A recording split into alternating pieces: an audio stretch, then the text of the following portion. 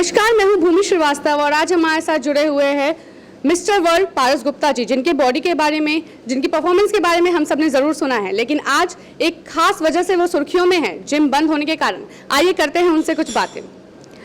Sir, आपका बहुत बहुत स्वागत है हमारे कार्यक्रम में। Thank you. तो सर, इस समय जिम बंद है और आप सब योगा बाइकआउट कर रहे हो, तो इसके ऊपर आप क्या कहना चाहेंगे? देखिए, जैसा कि सब जानते हैं, इस कोरोना काल में, लास्ट ईयर या कोरोना काल में भी जिम को सबसे पहले बंद करा गया था और सबसे आखिरी में खोला गया था। लास्ट ईयर 6 मंथ के लिए जिम बंद रहा है पूरी जिम इंडस्ट्री, और इस ईयर भी 2 मंथ्स हो चुके हैं जिम को बंद हुए।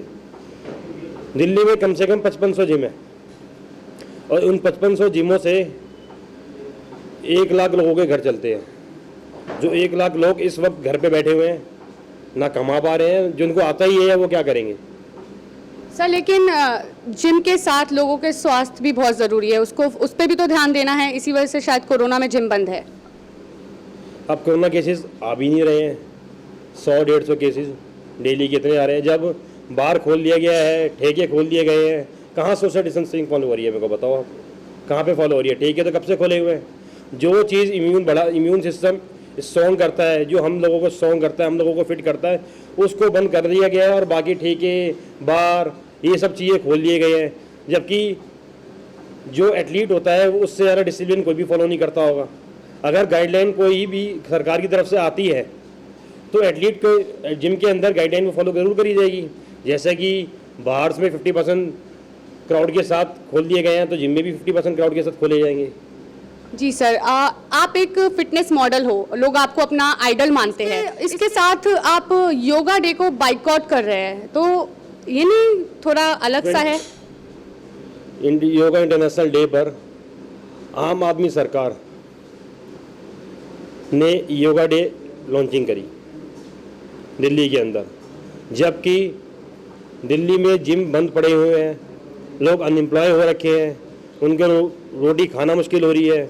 जो जिम ओनर्स हैं उनके ऊपर लैंडलॉर्ड्स का बहुत ज़्यादा प्रेशर है, स्टाफ की सैलरी देनी है, फिक्स बिजली के बिल है वो पे करने हैं, बहुत ज़्यादा प्रेशर है।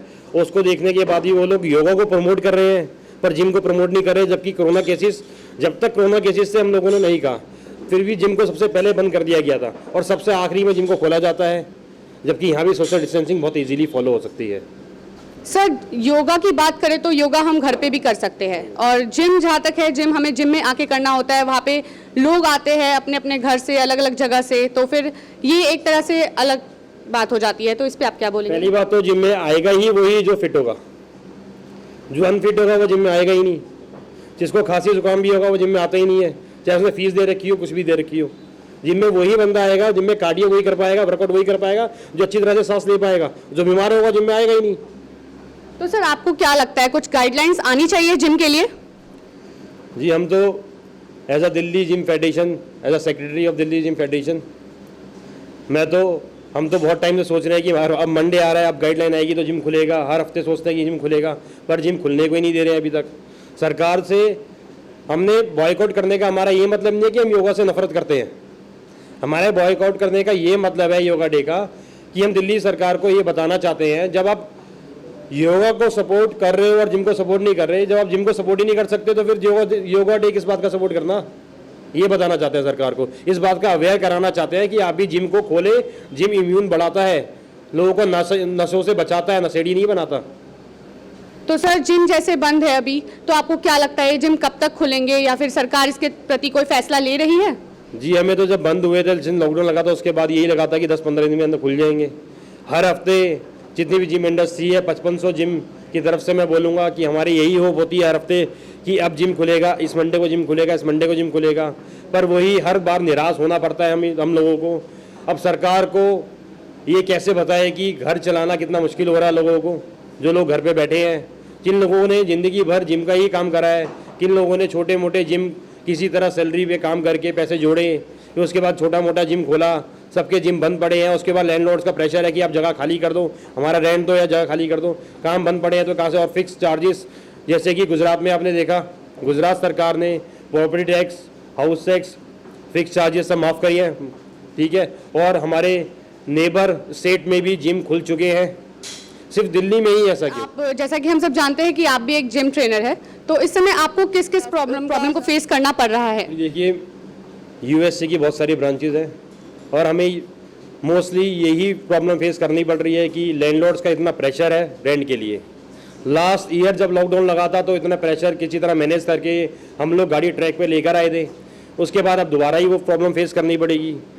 दूसरी प्रॉब्लम ये, जिन लोगों के पैकेजेस हमारे साथ हो रखे थे वो मेंबर्स एक्सटेंशन के लिए बोल रहे हैं कि लॉकडाउन का एक्सटेंशन दो। जो हमें गवर्नमेंट की तरफ से पीछे से कोई सपोर्ट नहीं है तो हम कैसे क्लाइंट को सपोर्ट दे देंगे? अगर हमें पीछे से सपोर्ट हो गवर्नमेंट का, बिजली के बिल का, हाउस टैक्स का, हर चीज़ का, तो हम आगे सपोर्ट देंगे ना।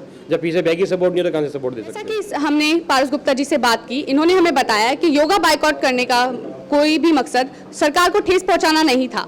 इसका मकसद था कि लोगों को जिम के लिए अवेयर किया जाए, सरकार को बताया जाए कि जिम भी उतना ही जरूरी है जितना योगा है। ऐसे ही खास इंटरव्यूज के लिए जुड़े रहिए हमारे साथ तेज निगाहें।